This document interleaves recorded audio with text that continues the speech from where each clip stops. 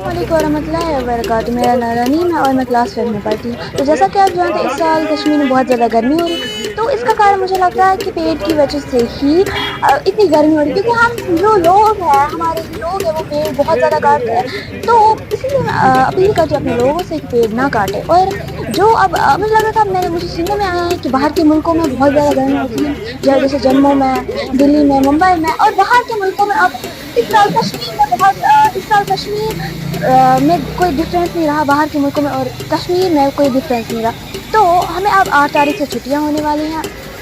तो हम बहुत ज़्यादा इंतज़ार कर रहे थे, बहुत दिनों से हमें इंतज़ार कर रहे थे कि हमें कब छुट्टियां हों और हम थोड़ा आराम करें। मुझे मन भी नहीं आता था सुबह जाने की, क्योंकि बहुत ज़्यादा गर्मी होती थी, दिन को बहुत ही ज़्यादा गर्मी होती थी। जो जंगल के पेड़ है वो काटे जाते हैं। तो मैं यही गुजारिश करती हूँ इंसानों से, अपने लोगों से, कि जो जंगल के पेड़ है वो ना काटे जाए। देखिए, अगर हम कश्मीर की बात करें तो मैंने आज तक तकरीबन 20-30 साल से इतनी गर्मी, इतनी शिद्दत की गर्मी नहीं देखी है। तो अगर हम पिछले रिकॉर्ड्स की बात करें तो अभी तक 1946 की बात करें, सुना है कि 1946-47 उस टाइम पे 38 डिग्री चला जाता था टेम्परेचर कश्मीर में, जो कि आज के हालात के हिसाब से नॉर्मल नहीं है। और अगर हम पिछले 2-3 दिनों की बात करें तो हमारे कश्मीर, हमारे श्रीनगर और बारामूला में 35 डिग्री चला गया, 35 पॉइंट समथिंग चला गया, जो कि इस बार कहा जाता है कि हमारा जम्मू एंड कश्मीर जो था that was the hottest state in Jammu and Kashmir. तो इन 2 दिनों में, हम इस महीने की बात नहीं करेंगे, हम इन 2-3 दिनों की बात करेंगे सर।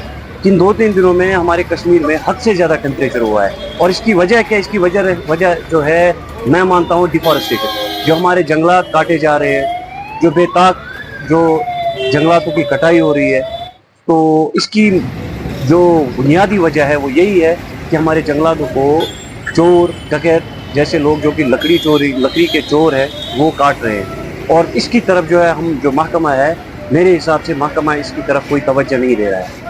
ठीक है, आवाम की तरफ से ये कहना चाहता हूँ कि इस मैटर की तरफ आप please look into this matter, कि दिन ब दिन जो है टेम्परेचर बढ़ रहा है जस्ट बिकॉज ऑफ डिफॉरेस्टेशन। पिछले दिनों की बात न्यूज़ देख लीजिए, जब हमारे कश्मीरी हाजी साहिबान जब सऊदी गए, जब जो हज के लिए गए, तो उनको भी वहाँ का टेम्परेचर बेयर नहीं हुआ, जिसमें कि 200 से ज़ायद अफराद जो है इस दुनिया से। रिकॉर्ड्स की बात करेंगे, अगर आप पिछले सालों से कुछ 4-5 साल पीछे चले जाएं, 5 ही साल, मैं उतना ज़्यादा नहीं कहूँगा, 5 ही साल पीछे चले जाएं, तो आप देखेंगे कि कश्मीर का टेम्परेचर कितना बढ़ गया है। 30-31, मैंने आपको पहले ही कहा कि 30-31 डिग्री टेम्परेचर यहाँ पे हो जाता था, तो इस बार 35 चला गया। तो आज अगर आप देखेंगे कि यहाँ पे लाइनें लगी रहती है वाटर पंप्स के पास लोगों की पानी पीने के लिए, इवन अब वाटर पंप्स भी बंद हो गए। तो बहुत ज़्यादा दिक्कतें आ रही हैं लोगों को इस गर्मी की वजह से। इवन जो है इलेक्ट्रिसिटी सप्लाई भी कट होगी पूरे दिन, अगर आपको पता भी होगा कल पूरे दिन इलेक्ट्रिसिटी सप्लाई भी बंद थी।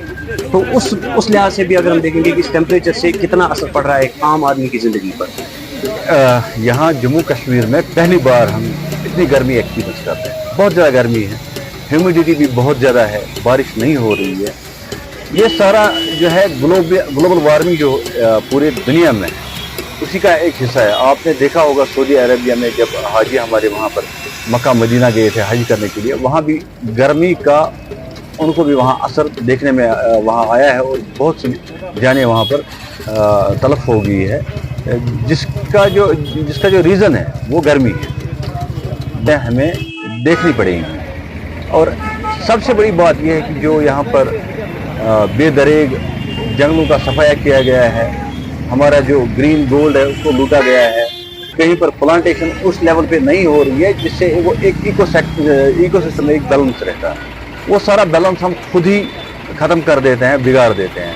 हम अपनी तबाही, अपनी बर्बादी के खुद जिम्मेदार हैं, और आज हमें ये भुगतना पड़ रहा है।